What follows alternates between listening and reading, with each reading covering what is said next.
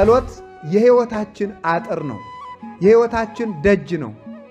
ደጅ ወይም በር አጥር የሌለው ቤት ለሌባ፣ ለወንበዴ፣ ለኃላፊ፣ ለአግዳሚ ሁሉ የተመቸ ለዘረፋ የተመቸ እንደሆነ ጸሎት ስናቋርጥ አጥር የሌለው ግቢ በር ያልተዘጋለት ቤት እንሆናለን።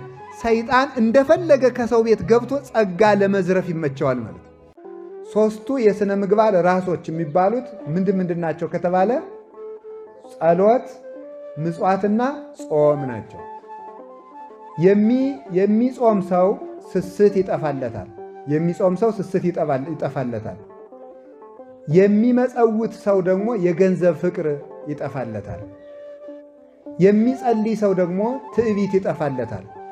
ሦስቱን ኃጢአቶች ያሸነፈ ሰው ደግሞ በዓለም ላይ ማንኛውም ኃጢአት ሊቃወመው አይችልም። የኃጢአት ሁሉ ስሮች እነዚህ ናቸው። ገንዘብ የሚወድ ሰው፣ የሚሳሳ ሰው ገንዘብ ይወዳል። ገንዘብ የሚወድ ሰው ደግሞ ትዕቢተኛ ይሆናል።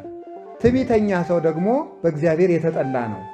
ስለዚህ እነዚህ ሦስቱን አንድ ሰው በሕይወት ዘመኑ ሁሉ መጥላት ያለበት እነዚህ ነው። እነዚህን ተቃውሞ ካሸነፈ ሌሎችም ማሸነፍ ይቻላል።